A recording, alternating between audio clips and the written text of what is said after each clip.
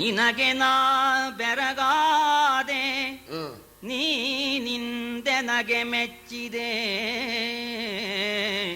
ನಿನಗೆ ನಾ ಬೆರಗಾದೆ ನೀನಿಂದೆನಗೆ ಮೆಚ್ಚಿದೆ ದೇವದಾನವ ಜನವೆನಗೆ ಪಾಡಲ್ಲ ನೀ ಹಂದಣಿಸಿದೈ ನಮ್ಮ ಇನನೋ ಮೇಣ್ ದೇವೇಂದ್ರನೋ ಹರತನು ಜನೋ ಹರಿಯೋ ಮಹಾದೇವನೋ ಕಿರಾತನೋ ನೀನೆನುತ ಮತ್ತೆರಗಿದನು ಶಿವನ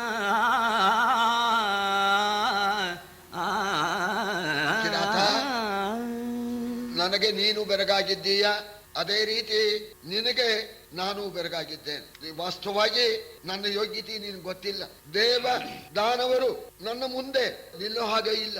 ದೇವದಾನವರೆಲ್ಲರನ್ನೂ ಕೂಡ ಗೆದ್ದಿರ್ತಕ್ಕಂಥ ನನ್ನನ್ನ ಸುಸ್ತು ಮಾಡ್ಬಿಟ್ಟಿಯಲ್ಲೋ ಕಿರಾತ. ನಿಜವಾಗೂ ನಿನಗೆ ಬೆರಗಾಗಿದ್ದೇನೆ ಕಿರಾತ. ನಿಜವಾಗೂ ನೀ ಕಿರಾತನೇ ನೀನು.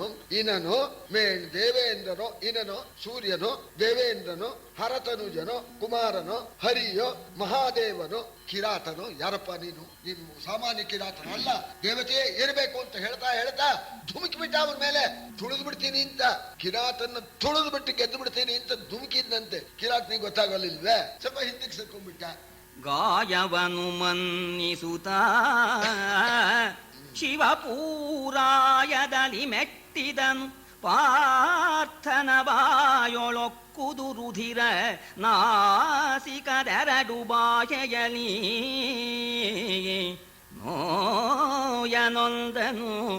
ನೋಯನೊಂದನು ಮೀರಿ ಮುನಿಯಲು ಅಪಾಯವಾದುದು ಅಕಟಕಟ ತಪ್ಪಾಯಿತೆನುದ ಮರುಗಿದನು ಮದನಾರಿ. ಕಿರಾತನ ಮೇಲೆ ಅರಿಗಿ ಮತ್ತೆ ಗಾಯವನ್ನ ಉಂಟು ಮಾಡಿದ.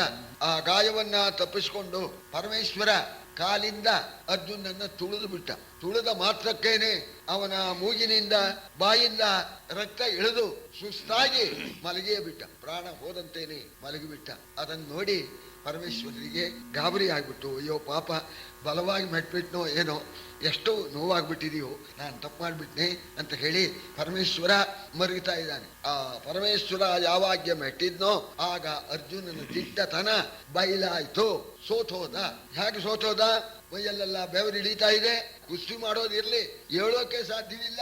ಆ ಗೆಲ್ತೇನೆ ಎಂಬತಕ್ಕಂಥ ಸೊಕ್ಕು ಅಡಿಗೆ ಹೋಯ್ತು. ಇನ್ನು ಕಿರಾತನ್ನ ಗೆಲ್ಲೋದಕ್ಕೆ ಸಾಧ್ಯವೇ ಇಲ್ಲ ಅಂತ ತೀರ್ಮಾನ ಮಾಡ್ಕೊಂಡವನು ನನಗೆ ಈ ಸೋಲಾಗೋದಕ್ಕೆ ಏನು ಕಾರಣ? ನಾನು ಇದುವರೆಗೆ ಒಂದು ಅಧರ್ಮ ಮಾಡಿಲ್ಲ, ನನಗೆ ಯಾಕೆ ಸೋಲಾಯ್ತು? ಆವ ಸುಮ್ರತ ಭಂಗವೋ ಮೇಣಾವ ದೈವ ದ್ರೋಹವೋ ತಾನಾವ ಶಿವ ಭಕ್ತಾಪರಾಧಿಯೋ ಪೂರ್ವ ಜನ್ಮದಲ್ಲಿ ಆವ ಹಿರಿಯರಗಳಿದೆನೋ ಮೇಣಾವ ಧರ್ಮವನಳಿದೆನೋ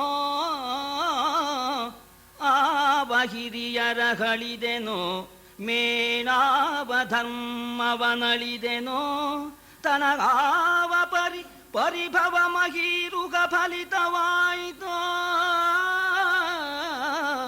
ತನಗಾವ ಪರಿಭವ ಮಹೀರುಗ ಫಲಿತವಾಯಿತೆಂದ.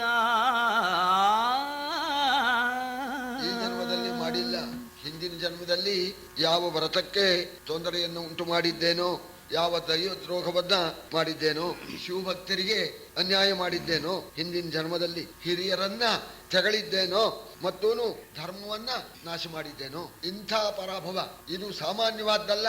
ಯಕ್ಷಿತ್ ಕಿರಾತ ಅಂದ್ರೇನು? ಚಂದ್ರವಂಶದ ಪ್ರಖ್ಯಾತನಾದ ವೀರ ನಾನು. ಯಕ್ಷಿತ್ ಕಿರಾತನಿಂದ ನನಗೆ ಇಂಥ ಅವಮಾನ ಇದು ಬರಬೇಕಾದರೆ ಹಿಂದಿನ ಜನ್ಮದಲ್ಲಿ ಶಿವ ಭಕ್ತನ ಮೇಲೆ ಅಪರಾಧ ಮಾಡಿದ್ದೇನೆ, ಬಹಳ ಅಪಚಾರ ಮಾಡಿದ್ದೇನೆ ಅಂತ ಹೇಳಿ ಸಂಕಟ ಪಡ್ತಾ ಇದ್ದಾನೆ. ಈತ ದಿಟಕೆ ಪುಳಿಂದನೆ ವಿಖ್ಯಾತ ನರತಾನಲ್ಲಲೇ ದಿಟ ಜಾತ ಪಾರ್ಥನೆತಾ ನಿಧಾನಿಸೆ ಶಬರನಿವನಲ್ಲ ಈತ ಪಲ್ಲಟವಾದನು ಮೇನ್ ಶ್ವೇತ ತುರಗನ ಪಲ್ಲಟವೋ ಈತ ಪಲ್ಲಟವಾದನು ಮೇನ್ ಶ್ವೇತ ತುರಗನ ಪಲ್ಲಟವೋ ಕುಂತೀತನುಜತಾನಲ್ಲ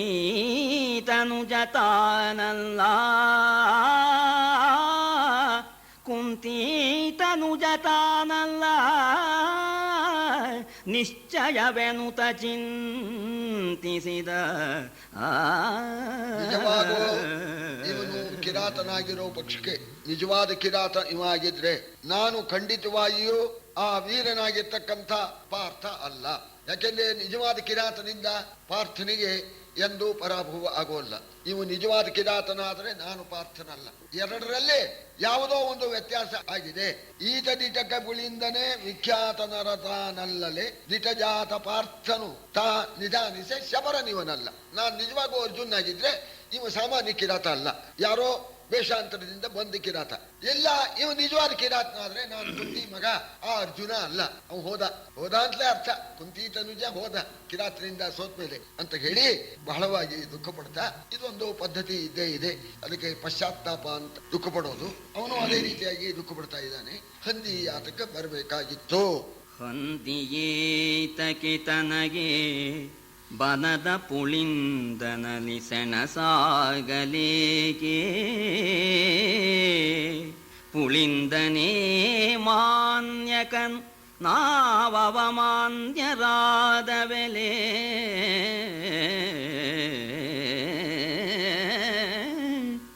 ಇಂದು ಮೌಳಿಯುಪೇಕ್ಷೆಯೋ ಇಂದು ಮೌಳಿಯುಪೇಕ್ಷೆಯೋ ತಾನಿಂದು ಶಿವಪದ ಭಕ್ತಿ ಶೂನ್ಯನೋ ಮಂದಭಾಗ್ಯನು ತಾನಲ ಹಾಯನುತ ಚಿಂತಿಸಿದ. ಬರ್ಬೇಕಾಗಿತ್ತು ಆ ಹಂದಿ ಹೊಡೆಯೋಕೆ ನಾ ಯಾಕೆ ಹೋಗ್ಬೇಕಾಗಿತ್ತು. ಹೊಡೆದೆ ಹಂದಿ ಕಟ್ಕೊಂಡು ನಮ್ಗೆ ನಾ ತಿಂತೇನೆ. ಅವನ್ ನಾನು ಹೊಡೆದಿದ್ದು ಅಂತಂದ್ರೆ ತಗೊಂಡೋಗು ಅನ್ನೋದು ಬಿಟ್ಬಿಟ್ಟು ಇಲ್ಲ ನಾ ಹೊಡೆದಿದ್ದು ನನಗ್ ಬೇಕು ಹಂದಿ ಅಂತ ನಾ ಯಾಕೆ ಹೇಳ್ಬೇಕಾಗಿತ್ತು. ಈ ನಿಮಿತ್ತದಿಂದ ಯಕ್ಕಶ್ಚಿತ್ ಕಿರಾತನಿಗೂ ನನಗೂ ಹೊಡೆದಾಟ ಯಾಕೆ ಆಗ್ಬೇಕಾಗಿತ್ತು. ಆ ಹೊಡೆದಾಟದಲ್ಲಿ ಕಿರಾತ ಗೆದ್ದು ನಾನು ಯಾಕೆ ಸೋಲ್ಬೇಕಾಗಿತ್ತು. ಇದು ಪರಮೇಶ್ವರ ನನ್ನನ್ನ ಉದಾಸೀನ ಮಾಡಿದ್ದಾನೆ. ಕಿರಾತ ಗೌರವಸ್ಥನಾದ, ನಾನು ಸೋತ ಬಿಟ್ಟು ಹೇಡಿಯಾದ. ಇದಕ್ಕೆ ಆ ಈಶ್ವರನೇನೆ ಉಪೇಕ್ಷೆ ಮಾಡಿದ್ದಾನೆ. ಅವನ ಉಪೇಕ್ಷೆಯೇ ಇದಕ್ಕೆ ಕಾರಣ. ದೇವರೆಂದಾರು ಉಪೇಕ್ಷೆ ಮಾಡ್ತಾರೆಯೇ? ನಾನು ಇಂದು ಶಿವಪದ ಭಕ್ತಿ ಶೂನ್ಯನು. ನಾನು ಇವತ್ತು ಶಿವನ ಪಾದ ಕಮಲದಲ್ಲಿ ಭಕ್ತಿ ಶೂನ್ಯನಾಗಿದ್ದೇನೆ. ಅದಕ್ಕೆ ಈಶ್ವರ ಏನ್ ಮಾಡ್ತಾನೆ ಅಂತ. ನೋದೇವತಾಸು ಜಡಿಮ ಜಡಿಮ ಮನುಷ್ಯೇ. ದೇವರಲ್ಲಿ ಮಂಕಿಲ್ಲ, ಮಂಗತನ ಇಲ್ಲ, ಜಾಡ್ಯ ಇಲ್ಲ. ನಾವು ದೇವರ ಹತ್ರಕ್ಕೆ ಹೋಗದೆ ಇದ್ರೆ ದೇವರು ಏನ್ ಮಾಡ್ತಾನೆ? ನಾವು ಹೋದ್ರ ಸ್ವಾಮಿ ಹೀಗಾಗಿದೆ ಕಣ್ರಿ, ಪರಮಾತ್ಮ ನೀವು ಉದ್ಧಾರ ಮಾಡಪ್ಪ ಅಂದ್ರೆ ಮಾಡ್ತಾನೆ. ನೀ ಮನೆಯಲ್ಲೇ ಕೂತ್ಕೊಂಡ್ರೆ ದೇವರು ನಿಮ್ಮ ಮನೆಗೆ ಬರ್ತಾನೆ. ಹೀಗೆ ಇಂದು ನಾನು ಆ ಚಂದ್ರಶೇಖರನ ಪಾದಕಮಲದಲ್ಲಿ ಭಕ್ತಿ ಶೂನ್ಯನಾಗಿದ್ದಕ್ಕೆ ಅವನ್ ತಾನೇ ಏನ್ ಮಾಡ್ತಾನೆ ಅಂತ ಹೇಳಿ ಹೀಗೆ ಯೋಚನೆ ಮಾಡ್ತಾ ಮಾಡ್ತಾ ಏಕೆ ಚಿಂತೆ ವೃಥಾ ಮನೋ ವ್ಯಥೆ ಕಾಕಲ ನಾನಜ್ಞನಾಗೆ ಪಿನಾಕಿ ಮಾಡುವುದೇನು ಮರೆಯೊಗುವೆನು ಮಹೇಶ್ವರನ. ಈ ಕಿರಾತನ ಹರಿಬವನು ಬಳಿಕೇಕೆ ನಿಮಿಷಕ್ಕೆ ಗೆಲುವೆನೆನುತ ವಿವೇಕ ಸಿರಿಯ ಕಟಾಕ್ಷ ಚಿತ್ತಕ್ಕೆ ಮಾರಿದನು ಮನವ. ಹೀಗೆ ಯೋಚನೆ ಮಾಡಿ ಕೂತ್ಕೊಂಡ್ರೆ ಏನು ಪ್ರಯೋಜನ? ವೃಥಾ ಮನಸ್ಸಿನಲ್ಲಿ ವ್ಯಥೆ ಪಟ್ರೆ ಏನಾಗತ್ತೆ? ಪ್ರಯೋಜನವೇ ಇಲ್ಲ. ಮನೋವ್ಯಥೆ ಪಟ್ಟ ಪ್ರಯೋಜನವಿಲ್ಲ, ಚಿಂತೆ ಮಾಡಿ ಪ್ರಯೋಜನವಿಲ್ಲ. ನಾನು ಅಜ್ಞನಾಗಿ ಈಶ್ವರನ ಮರೆ ಹೋಗದೇ ಇದ್ರೆ ಆ ಪಿನಾಕಿ ಈಶ್ವರ ಏನ್ ಮಾಡ್ತಾನೆ? ಆದ್ರಿಂದ ಈಗ ಈಶ್ವರನ ಪೂಜೆ ಮಾಡಿ ಈಶ್ವರನ ಬಲವನ್ನ ಪಡ್ಕೊಂಡ್ಬಿಟ್ಟು ಆಮೇಲೆ ಈ ಕಿರಾತನ ಸೊಕ್ಕನ್ನ ಮುರಿದು ಬಿಡ್ತೇನೆ ಅಂತ ಹೇಳಿ ವಿವೇಕ ಸಿರಿಯ ಕಟಾಕ್ಷ ಚಿತ್ತಕ್ಕೆ ಅಂತ ವಿವೇಕ ಲಕ್ಷ್ಮಿಯ ಆ ಕಟಾಕ್ಷಕ್ಕೆ ತನ್ನ ಮನಸ್ಸನ್ನ ಮಾರ್ಕೊಂಡ. ಅಂದ್ರೆ ವಿವೇಕಶಾಲಿಯಾದ ಅಂತ. ವಿವೇಕಶಾಲಿಯಾದ ಅಂತಂದ್ರೆ ಏನಾರು ಆಗಲಿ ಪೂಜೆ ಮಾಡ್ತೇನೆ, ಬೇರೆ ಅಂತಲೇ ತಿಳ್ಕೊಳ್ಳಿ, ಕಿರಾತ ಬೇರೆ ಅಂತಲೇ ತಿಳ್ಕೊಳ್ಳಿ, ಈಶ್ವರ ಬೇರೆ ಅಂತಲೇ ತಿಳ್ಕೊಳ್ಳಿ. ಈಶ್ವರನ್ನ ಆರಾಧನೆ ಮಾಡಿ ಅವನಿಂದ ಸತ್ವ ಪಡೆದು ಆ ಬಳಿಕ ಈ ಕಿರಾತನ ಸೊಕ್ಕನ್ನು ಅಡಗಿಸ್ತೇನೆ ಅಂತ ಅನ್ನೋದೇನೆ ವಿವೇಕವಂತರ ಲಕ್ಷಣ. ಅದಕ್ಕೆ ನಹಿ ಕಲ್ಯಾಣ ಕಚ್ಚಿತು ದುರ್ಗತಿ ತಾತಗಚ್ಚಿತು. ಆಗ ಶಿವನನ್ನ ಆರಾಧನೆ ಮಾಡಿದ. ಯಾವಾಗಲೂ ಕೂಡ ಸಗುಣನ ಆರಾಧನೆ ಮಾಡೋಕ್ಕಾಗತ್ತೆಯೇ ವಿನಃ ನಿರ್ಗುಣ ವಸ್ತುವಾದ ಪರಮಾತ್ಮನ್ನ ಧ್ಯಾನ ಮಾಡೋಕ್ಕಾಗೋಲ್ಲ. ಯೋಗಿಗಳಿಗೆ ಸರಿ, ನಮ್ಮಂಥವರಿಗೆಲ್ಲ ಸರಿ ಒಂದು ವಿಗ್ರಹವೋ ಒಂದೇನಾದ್ರು ಇಟ್ಕೊಂಡು ಸಗುಣ ಆರಾಧನೆ ಮಾಡಬೇಕು. ಆ ಪ್ರಕಾರವಾಗಿ ಅರ್ಜುನನು ಕೂಡ ಮಣಲಲಿಂಗವ ಮಾಡಿದನು, ನಿರ್ಗುಣನ ಸಗುಣಾರಾಧನೆಯ ಮನ್ನಣೆಗಳಲ್ಲಿ ವಿಸ್ತರಿಸಿದನು ವಿವಿಧಾಗಮೋಕ್ತದಲ್ಲಿ. ಕಣಗಿಲೆಯ ಬಂದುಗೆಯ ಕಕ್ಕೆಯ ಸಡಬಸರಿಸದ ಕುಸುಬದಲ್ಲಿ ರಿಪುಗಣ ಭಯಂಕರನು ಅರ್ಚಿಸಿದನಂತಾಸುರಾಂತಗನ. ಸಗುಣಾರಾಧನೆ ಲಿಂಗದಲ್ಲಿ ಈಶ್ವರನ ಆರಾಧನೆ ಮಾಡಿ ಪೂಜೆ ಮಾಡಬೇಕು. ಮಳದಲ್ಲಿ ಒಂದು ಲಿಂಗ ಮಾಡಿದ, ಅಲ್ಲೇನೆ ನೀರಿತ್ತು, ಪತ್ರ ಇತ್ತು, ಹೂವಿತ್ತು, ಗುಲಾಬಿ, ಶಿರೀಷ ಮೊದಲಾದ ಆ ಹೂಗಳನ್ನೆಲ್ಲ ತಂದ, ಬಿಲ್ಪತ್ರೆ ಮೊದಲಾದನ್ನೆಲ್ಲ ತಂದ. ಅವನನ್ನ ಅಂಧಾಸುಗ ಅಂತಕನ ಆ ಪರಮೇಶ್ವರನನ್ನ ಪೂಜೆ ಮಾಡ್ತಾ ಇದ್ದಾನೆ. ಅಮಲ ಶೈವಸ್ತವ ಹೇಳಿದು ನಮಿಸಿದನು ಬಲವಂದು, ಪುನರಪಿ ವಿಮಲಮತಿ ಮೈಕ್ಕಿದನು ನಿಜ ಭಾವ ಶುದ್ಧಿಯಲಿ. ಕಮಲ ಭವ ಸುರವಂದ್ಯ ಗಿರಿಜಾರಮಣ ಭಕ್ತ ಕುಟುಂಬಿ. ಕಮಲ ಭವ ಸುರವಂದ್ಯ ಗಿರಿಜಾರಮಣ ಭಕ್ತ ಕುಟುಂಬಿ. ದೇವೋತ್ತಮ ತ್ರಿಯಂಬಕ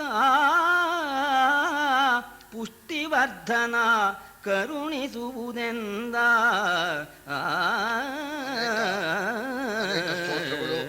ಶಿವಸ್ತುತಿ, ವೇದದಲ್ಲಿ ಹೇಳಿರ್ತಕ್ಕಂಥ ಸ್ತುತಿ ಎಲ್ಲ ಮಾಡಿದ್ದಾನೆ.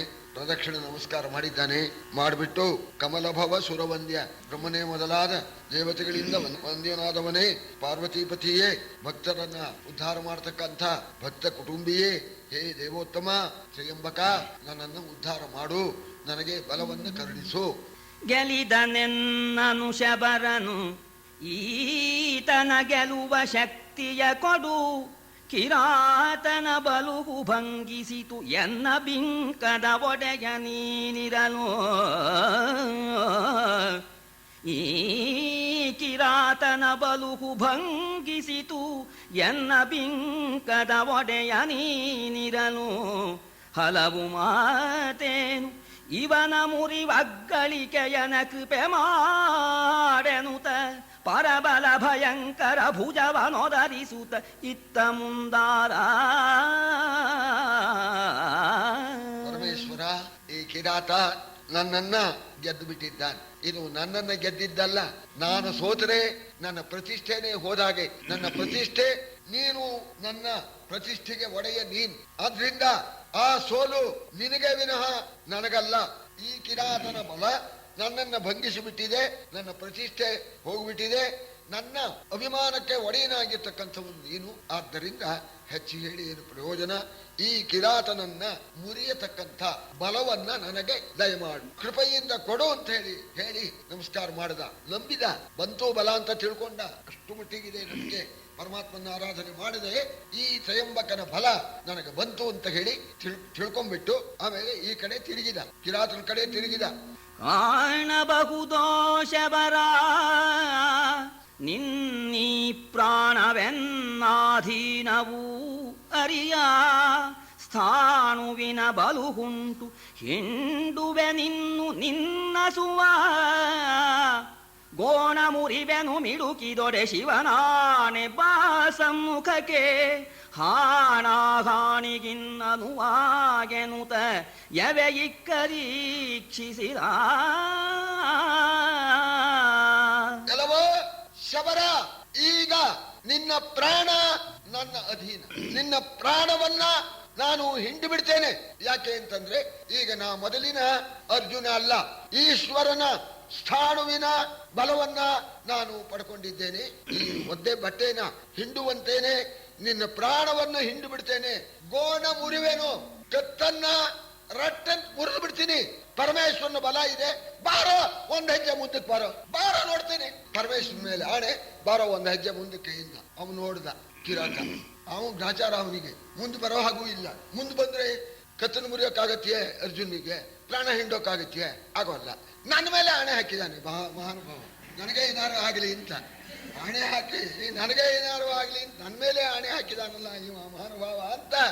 ಆಗ ಅವ ನಿಂತ್ಕೊಂಡೇ ಬಿಟ್ಟ, ಮುಂದೆ ಬರಲೇ ಇಲ್ಲ. ಬಾರೋ ಮುಂದಕ್ಕೆ ಅಂತಾನೆ, ಅವ ಬರೋದೇ ಇಲ್ಲ. ಅವ ಯಾಕೆ ಬರ್ಲಿ, ಹೆದರ್ಕೊಂಡ್ಬಿಟ್ಟಿಯಾನೆ ಅಂತ ಇವ ತಿಳ್ಕೊಳ್ತಾನೆ, ಅವ ಯಾಕೆ ಬರ್ಲಿಲ್ಲ ಅಂತ ಅವನಿಗೆ ಗೊತ್ತು. ಆಗ ಮುಂದಕ್ಕೆ ಬರದೇ ಇರೋಣ, ಇಕ್ಕದೆ ಯಾಕೆ ಬರ್ಲಿಲ್ಲ ಏನು ಅಂತ ಪುನಃ ಆ ಕಿರಾತನನ್ನ ರಪ್ಪೆ ಮುಚ್ಚದೆ ನೋಡಿದಾಗ ಏನು ಕಾಣಿಸ್ತು? ಕಂಡನರ್ಜುನ ನೀ ಕಿರಾತನ ಮಂಡೆಯಲಿ ತಾಮಲಲಿಂಗದ ಮಂಡೆಯಲಿ ಪೂಜಿಸಿದ ಬಹುವಿಧ ಕುಸುಮ ಮಂಜರಿಯ.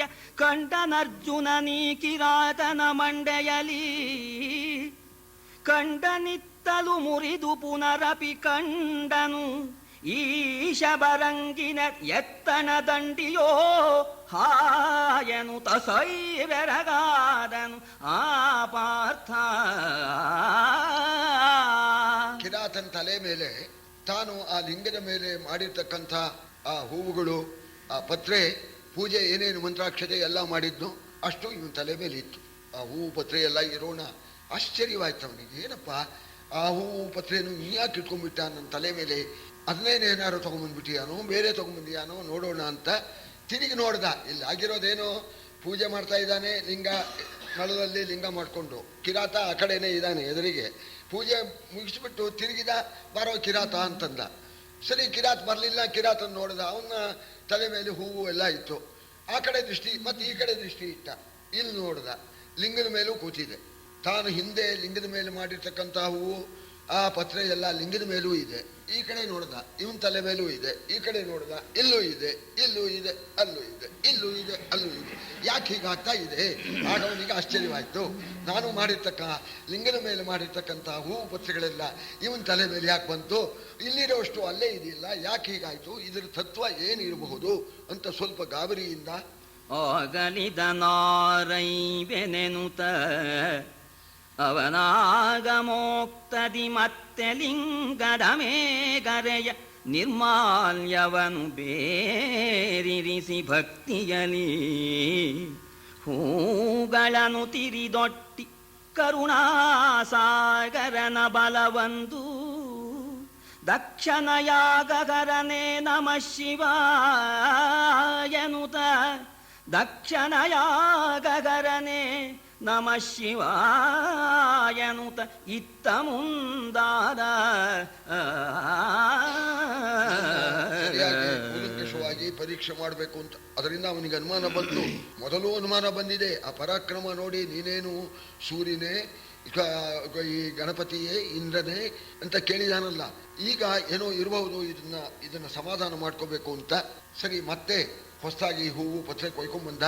ಸರಿ, ನಿರ್ಮಾಲ್ಯ ತೆಗೆದ, ಮತ್ತೆ ಪೂಜೆ ಮಾಡ್ದ. ದಕ್ಷಯಾಗ ಹರನೇ ಪರಮೇಶ್ವರ ಉದ್ಧಾರ ಮಾಡು ಅಂತ ಹೇಳಿ ನಮಸ್ಕಾರ ಮಾಡಿ ಇತ್ತ ಮುಂದಾದ.